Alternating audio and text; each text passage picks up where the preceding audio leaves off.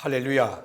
말씀으로 하루를 여는 복된 새벽에 하나님께서 우리에게 주시는 귀한 말씀은 창세기 50장 15절에서 17절까지 되겠습니다.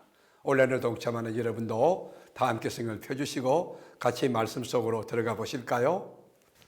요셉의 형제들이 그들의 아버지가 죽었음을 보고 말하되, 요셉이 혹시 우리를 미워하여 우리가 그에게 행한 모든 악을 다 갚지나 아니할까 하고, 요셉에게 말을 전하여 이르되, 당신의 아버지가 돌아가시기 전에 명령하여 이러시기를, 너희는 이같이 요셉에게 이르라.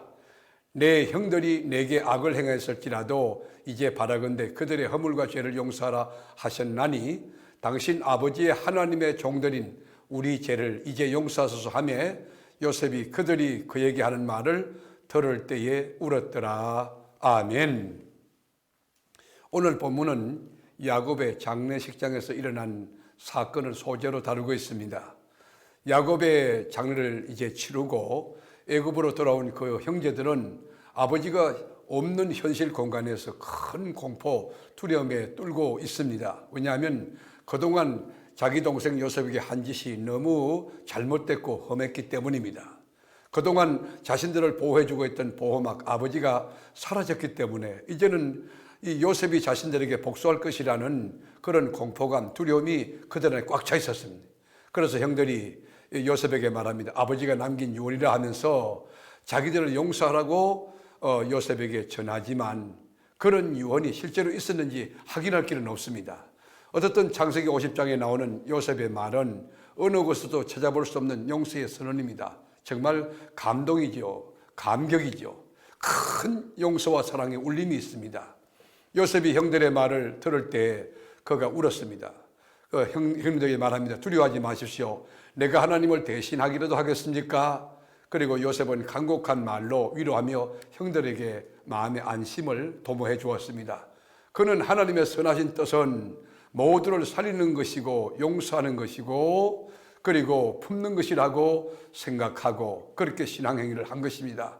요셉은 이 모든 말을 자신을 내세우면서 적선을 베풀듯이 하는 것이 아니고 간청하는 자세로 낮은 마음, 겸손하게 이렇게 말함으로써 형님들에게 마음의 평안을 도모한 것입니다. 이것이 진정한 성서적 용서입니다. 그래서 요셉을 가리켜서 구약 속에 나타난 예수님의 모형이라고 평가합니다. 정말 굉장한 바다 같은 사랑이었습니다. 요셉은 형들의 과거에 자기에게 행한 일들에 대해서 상관없이 그저 무조건적으로 무제한적으로 사랑했습니다. 요셉은 내가 용서하기를 했는데 한 가지만 물어봅시다. 그때 왜 그랬어요? 라고 따지고 묻지 않았어요. 요셉은 용서를 그냥 제한 없이 이유 없이 용서해서 그 형제를 하나로 묶었습니다. 요셉의 용서는 한 민족을 낳는 씨앗이 되었어요. 요셉의 용서가 있었기 때문에 하나 될 수 있었고 결국 한 민족을 이룰 수 있었고 애굽을 떠날 수 있었던 것입니다. 창세기는 끝나는 책이 아니라 출애굽기를 태동시키는 또 하나의 시작의 책입니다. 요셉은 죽을 때에 자신이 살아있을 때보다 더 거대하고 더 원대한 꿈을 심어주고 있습니다. 요셉은 자신도 꿈을 가지고 살았고 비전을 이었지만 다른 사람에게도 꿈을 갖게 하는 그 비전의 통로, 이 축복의 통로였습니다. 애굽을 떠나서 가나안 땅으로 들어갈 때에 자신의 뼈를 가지고 떠나라고 24절 25절에 유언합니다. 요셉이 이 소망을 자손 대대에 이어져서 내려가게 만든 것입니다. 야곱과 요셉의 무덤의 외침이 400년 동안 이스라엘 백성들에게 메아리 쳤습니다. 믿음이 산다는 것이 무엇입니까? 신앙으로 산다는 것이 무엇입니까? 지금 눈에 보이지 않지만 앞으로 먼 훗날에 될 일에 대하여 언약을 붙들고 또 바라보고 지금 기뻐하며 기다리며 사는 것, 그것이 신앙인 것입니다. 나는 죽을 것이나, 여러분 이 장면은 참 슬프지요. 요셉은 자신의 형제들에게 유언을 남깁니다. 위에 10명의 형이 있었고 동생이 있었으나 그 중에 제일 먼저 죽습니다. 참 아이러니하죠. 그가 살아온 삶은 참으로 너무 고통스럽고 힘들었습니다. 소설 같은 인생을 살았습니다. 형들에 비하여 죽을 만큼 고단했고 불안했고 초조했고 힘든 삶을 살았던 것이 요셉의 인생이었습니다.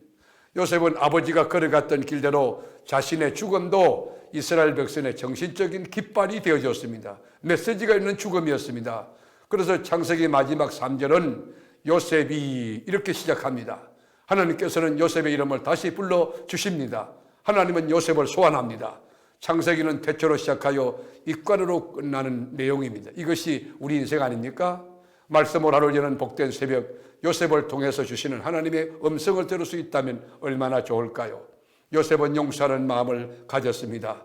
정말 원수 같은 자기에게 상처 주고 그 죽을 수밖에 없는 상황을 만들었던 형들을 다 품고 이해해 주었습니다. 여러분 안에 이 요셉의 넓은 포용력, 이해심, 사랑이 있습니까? 기도하겠습니다. 하나님, 오늘 요셉을 통해서 우리 인생의 교훈을 받습니다. 우리 가운데 상처를 주고 힘들게 했던 이웃이나 형제, 이 관계에서 정말 가시 같은 그런 사람이 있다고 하면 요셉처럼 용서할 수 있는 마음도 주시고 품고 나가는데 그것이 자신에게도 복이 되고 관계에도 큰 복이 되며 지역사회와 민족과 인류에게도 크게 메시지를 주는 공헌하는 그런 삶이 되게 하여 주시옵소서.